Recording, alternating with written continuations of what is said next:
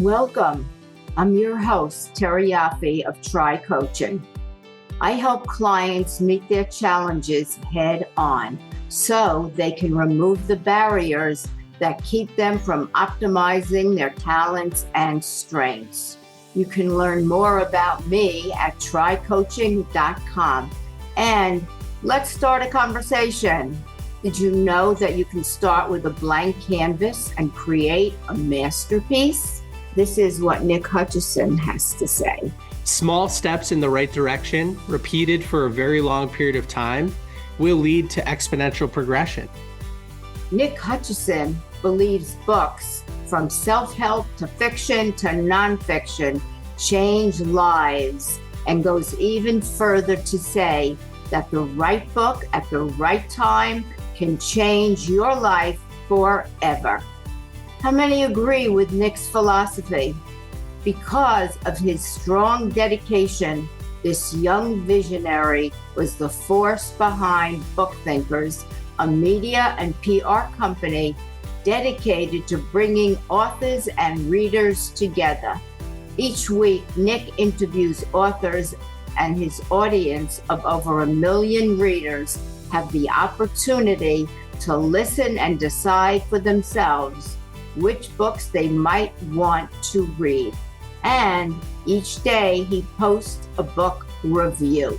Have a listen as Nick Hutchison shares his secret to success.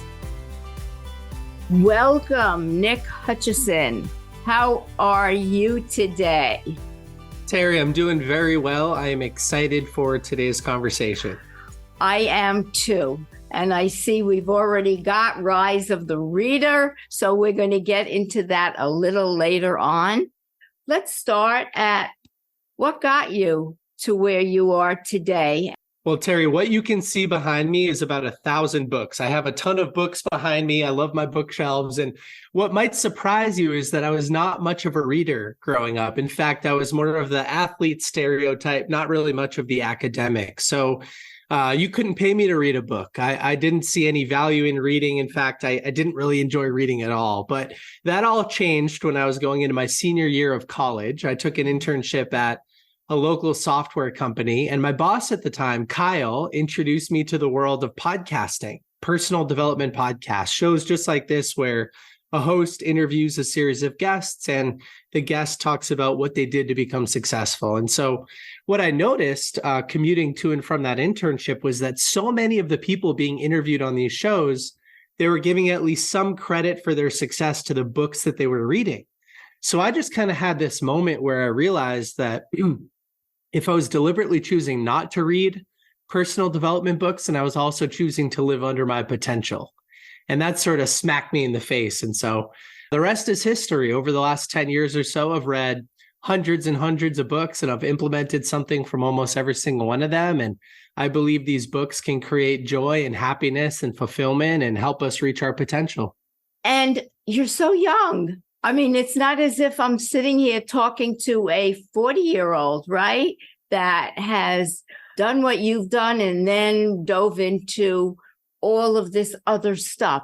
Was there a moment, because I'm sure you worked for companies before you started BookThinkers? I did, yes. What was the moment when the light bulb went off and you said, oh my, I think I'm going to create this because I see a need? There were definitely a few moments. First, I'll address the age thing because I have an interesting take on it. Although I am 29 years young, if you include all of the books behind me, I like to say I'm thousands of years old, because these books, they condense decades of somebody else's lived experience into days of reading. And so I get their best life lessons every single time I choose to read one. And I feel like every time I read one, I gain 30 or 40 years of life experience.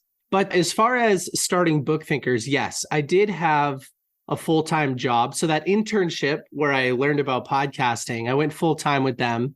And I went from intern to like a regional sales director, eventually to director of sales for the company in a very short period of time, because I was reading and implementing books on sales and marketing and communication and persuasion and negotiation. And I had the best teachers and mentors on the planet, and they came in the form of books. But I always felt a little rebellious. Like I was never the greatest employee because I wanted to make decisions fast and I wanted to think bigger and better and change pricing and how we delivered things. And when you're working for somebody else, you don't have that kind of control. So I always felt the need to start something myself. But BookThinkers took about 5 years to become successful. So it started as a side hustle, something I would do after work and play around with and post video reviews and start to work with some authors on book marketing. Like I had a 9 to 5, and it was sort of my 5 to 9 after work, if that makes sense. And so you started taking all of those books behind you and figuring out how you could bring them to life, if you will. And it sounds like you did that by interviewing some of these authors and then posting them. So when you say posting them. Yes, before I started my podcast, I just started posting book reviews on social media. So on Instagram and Facebook, and now platforms like TikTok and Twitter and those places. But I really just started sharing the books I was reading. That was kind of step number one. So I'd post pictures and write up a little caption and highlight some of my favorite takeaways. Then I started posting videos. So I would verbally review a book for Instagram or Facebook. And over time, as my audience started to grow, I realized that a lot of my favorite authors, they were resharing my book reviews, or they were commenting on my stuff, or following me. And so eventually I realized, like, I have follow-up questions from these books. Maybe I could host an interview where I actually ask those follow-up questions to the author and do a deep dive on their book. And so that's what I started with. And I've interviewed so many of my favorite authors as a result of that. So yeah, we would chop up those interviews and post those clips on social media, but we would also, they get distributed everywhere that podcasts go, Apple and Spotify and Google and those places too. So did you find it in the beginning hard to get hold of some of these authors? Because you know how people that are of a different level can respond to people. Were they willing to say, sure, Nick, I'm right there with you? Or did some say yes and some say, nah, I'm not sure about that? Well, I learned in my sales career being a short career, but in that sales position I learned how to get in touch with hard to reach people. That was my job as a sales rep for this technology company before BookThinkers. So I had a little bit of sales chops, I'd say. And I would say, in sales, you learn that rejection is just part of the game. You realize it's a numbers game. If 10% of people say yes, how do you double that number? Reach out to twice as many people. So I just played that game. I reached out to a lot of my favorite authors. Some of them said no, a lot of them said yes. And I got better at positioning myself over time. I think interviewing sometimes is about a value exchange. So I would ask for 30 or 45 minutes of their time. And in exchange, I wanted to provide an opportunity for them to sell books because I had a big audience. And I said, hey, I'll get you in front of my audience in exchange for a little bit of your time. And so that would work. And I would start to layer in familiarity. So I would reach out to an author like, let's just say, Ryan Holiday, who writes about Stoicism. And I see that he's followed 4 or 5 people that I've already interviewed. So I would reach out and say, Ryan, congratulations on your upcoming book. Upcoming. So I would get in that process where I know they want to promote it. I would say, I've recently interviewed authors like Robert Greene, and then I would insert a few more names that I see he follows. And then I'd say, I'd love to share your book with my audience of XYZ number of people. Here's a link to book. And just make it super simple. I learned in sales that you want to be a surgeon with your words. Surgeons don't make extra cuts while performing surgery. Salespeople shouldn't use extra language when selling. So, hey, congratulations on your upcoming book. I recently interviewed all these people that you follow too. I'd like to get you in front of my big audience. Here's a link to book. That's it. And that's how I got a lot of them. I would say I was the quintessential salesperson. I was the relentless salesperson that wouldn't get out of their faces and did very, very well. So kudos to you for being willing to do that. A lot of people aren't willing to, open themselves up and keep knocking on a door. And I'd always say, if I can't get in the front door, I'd go in the back door. And if I can't get in the back door, I'd come down the chimney. And it eventually worked. So I get that. So talk a little about now that you've got the books, the audience. How did you accrue such a large audience? There are a number of variables that I think are important on social media. One is consistency. So I made it a goal. We have to post at least every single day, one time, every single day, no matter what. So that was kind of rule number one. One of the first books I read was The Compound Effect by Darren Hardy. And at the heart of that book, he essentially says that small steps in the right direction, repeated for a very long period of time, will lead to exponential progression. And so, posting every day, the following's not really growing, and then boom, it takes off. And that's how it happened for me. Years and years of just showing up every single day and providing valuable content. Number two, video content. Most people are not willing to get in front of the camera. But that's the thing is, video content is the most engaging. It's what we all want to pay attention to. So in the world of people posting about books, 99% of them, they just post pictures. And yes, that's engaging. It's a great way to learn more about books. But if somebody's willing to post a video review, not only is an author willing to pay more for that content as a marketing mechanism, but more people pay attention and they develop a relationship with the person posting video content. So that was kind of like trick number two for me. Number three, borrow credibility of people who already have big audiences. So I went out there and with my podcast, I got all of these big name authors on my show, Grant Cardone and all of those types of people. And then I would post content with them and I would hope that they would reshare it. I would tag them in content over and over and over again. And when they reshared something with their audience, I would get a big boost because trust is transitive. If you trust Grant Cardone because you're following him and he's sharing my content and it's me and him together, then the likelihood that you're going to trust me is pretty high as well.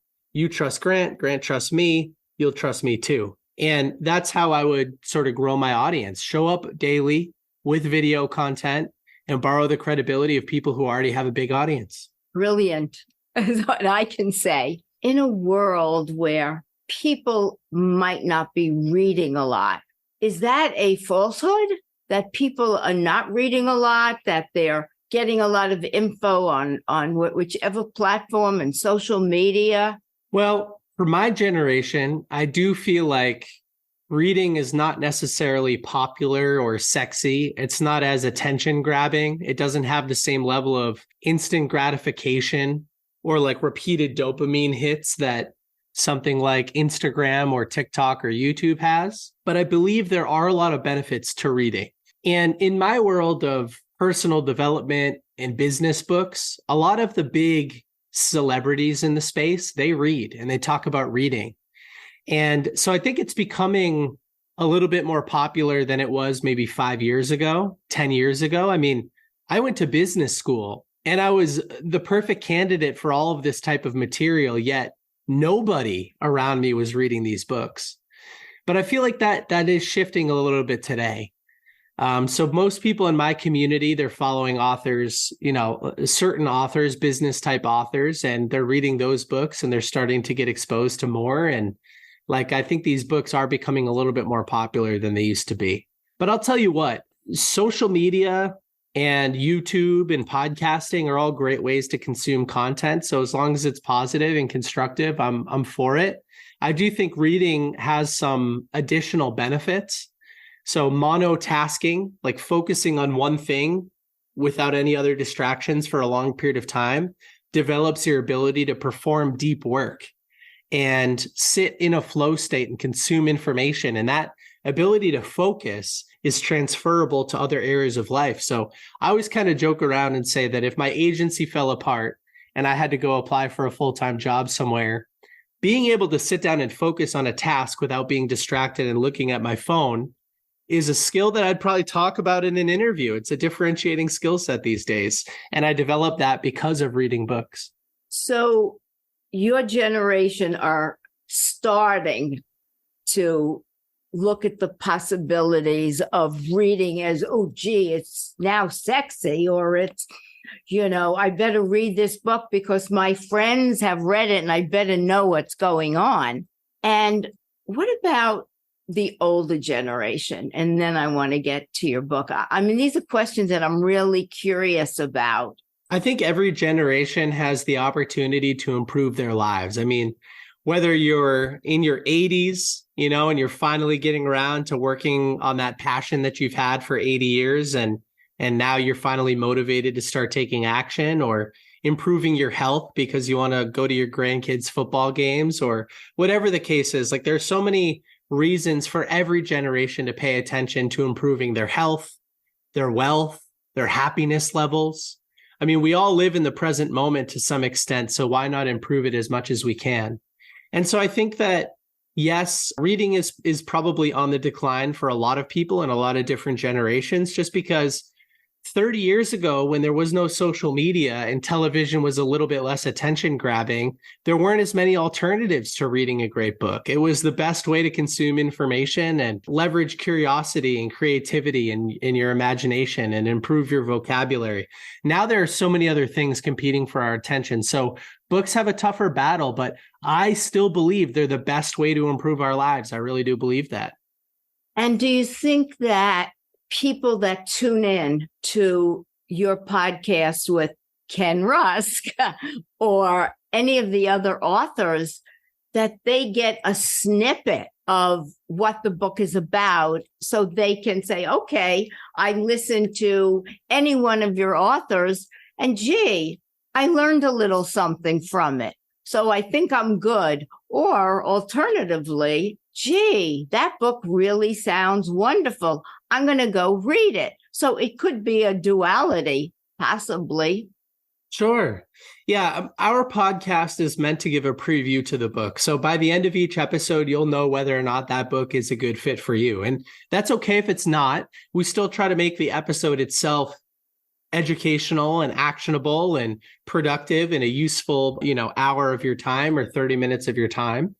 But let's say that you listen to our episode. We've actually had Ken on a couple of times. So let's say that you listen to our episode with Ken Rusk. By the end of that show, you'll know whether or not you want to follow Ken on social media, whether you want to read his book, Blue Collar Cash, and maybe he inspires you to take some action. So yeah, it's a beautiful way to, like, our podcast is a beautiful way to get to know an author without having to spend any money on their book. And this is daily that you do these podcasts? No, we post one episode per week. But on social media, like on Instagram, we do post a book review every single day. So there are two kind of separate things, like us reviewing books versus us interviewing an author, just two kind of separate things. One is daily, one is weekly. So folks, BookThinkers, it's a wonderful site. I love it. Now tell us about your book, Rise of the Reader. What inspired you to write a book? Not surprising, but after, listening to you. Well, over the years of building my community on social media, I've received the same couple of questions hundreds of times. Hey, Nick, how do I choose the right book for me? Hey, Nick, how do I take effective notes while I'm reading books? How do I implement what I learn? How do I take better action? And so, listen, I'm of service to my community. I answer every single person, of course. So I would respond with a voice note or a DM or type out an email, maybe even jump on a quick Zoom call. But there were three issues with doing that.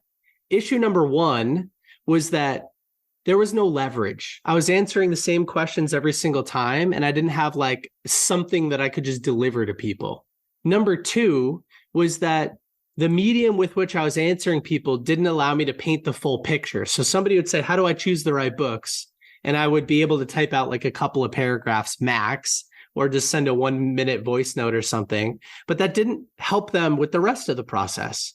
And then number three, I had never actually taken the time to define my own process and simplify it, put it into a structure that other people could replicate. So every single time I was asked one of those questions, I was reminded of like, you got to put this in a book.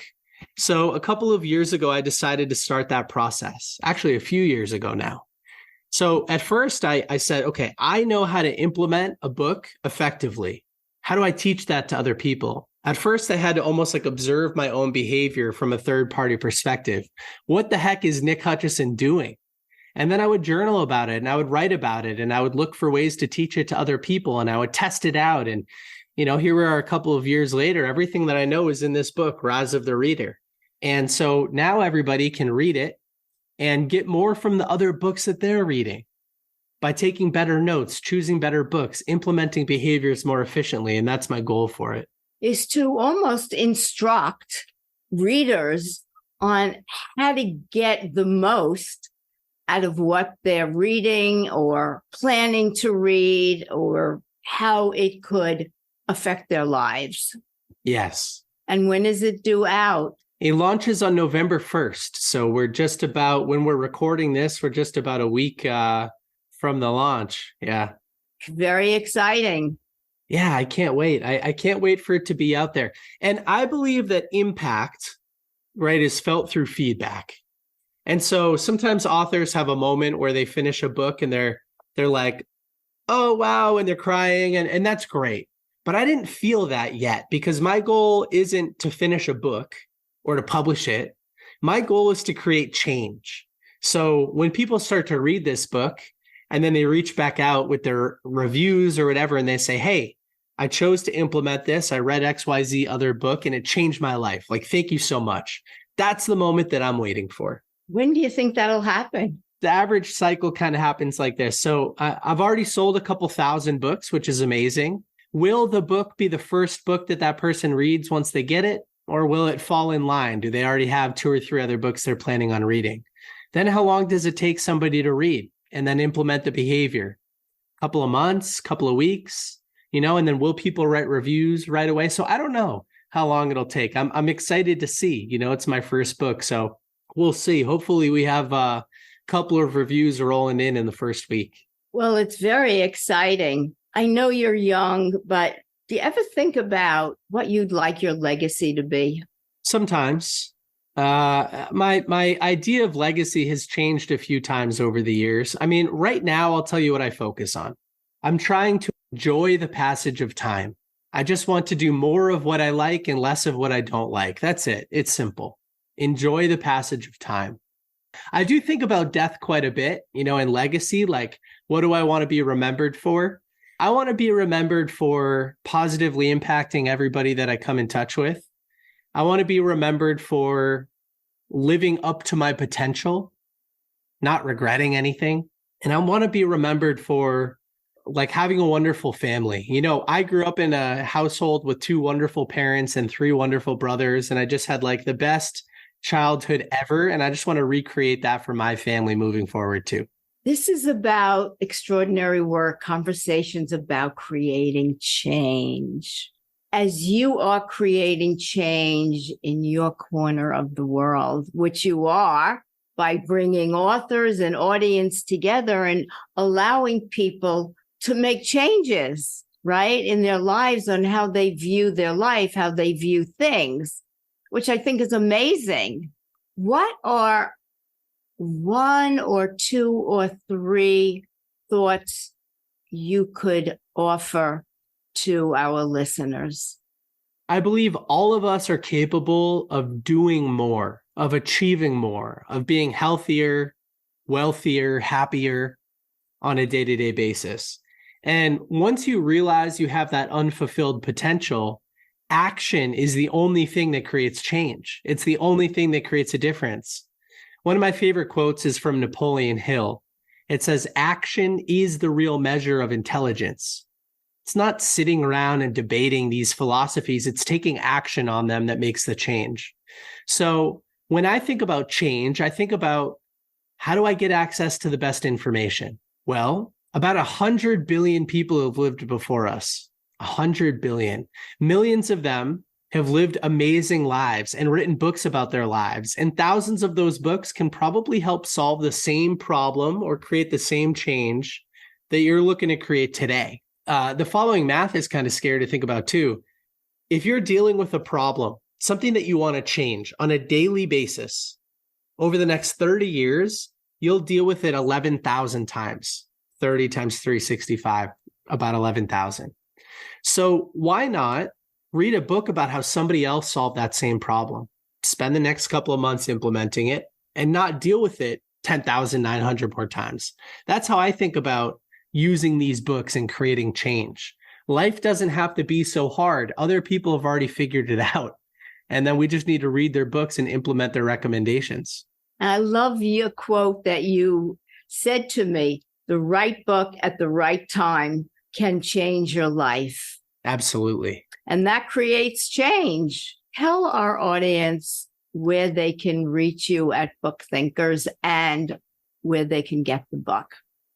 Well, if anybody in the audience wants a free book recommendation from me, a custom book recommendation, it's one of my favorite things to do. Because you might have listened to this conversation today and you're like, oh, I want to take some action, but you're not sure where to start. So DM me, direct message me at BookThinkers on Instagram. BookThinkers, spelled just like it sounds. And tell me about a problem that you just can't get rid of, or tell me about a skill that you want to develop, or something in between. And I'll provide a custom book recommendation. And I'll even follow up with you in 30 or 60 days to see if you've chosen to read the book and what you think about it. So that's one of my favorite things to do. And then from there, Terry, people can click the links in our bio and find links to the book and our website and everything else that we do. And Rise of the Reader, that is out November 1st, and you can order it on Amazon or pre-order it on Amazon. Yes. And please do listen, everybody, every single copy counts. And if it isn't a good fit for you, maybe it's a good fit for somebody in your network and you could gift it to them for Christmas or the holidays. Nick, you are amazing. Thank you. I truly mean that. Nick connected me with Ken Rusk, and I read through his book, and I have to say, I learned so much from Blue Collar Cash. And Ken and I had this great interview, which you can find on my podcast list. Nick, thank you so much. It has been such an honor and pleasure to meet you and to have this conversation. Oh, thank you. One of the themes in my book is gratitude. And so I'd just like to say real quick that I'm grateful for you. I'm grateful for the opportunity. I'm grateful that you had a chance to interview Ken as well. What a wonderful human. And just thank you. A lot of gratitude flowing your way today. Thank you so much. Same to you. I am so grateful that we actually connected. If you enjoyed this podcast, please leave a review on Apple Podcasts. Do you have trouble focusing and winding up missing opportunities? Did you know that making a commitment to reading books of every variety can help with your focus and perhaps start to create the changes you want to make? These compelling and extraordinary conversations, like the one we just had with Nick Hutchison, can offer you thoughts on how you can create your own changes by making different life choices. Thank you for joining the conversation. For related content on extraordinary work, please visit my website, trycoaching.com. Always remember, when you work with passion and purpose, your work can become extraordinary. Did you know that true leadership in law is not found in the absence of vulnerability, but in the courage to embrace it? Carl Sean Watkins Consulting, LLC, believes that the legal industry is undergoing a transformation in the way leadership is perceived and practiced to adapt to the changing times. This is one episode you won't want to miss with Carl Sean Watkins.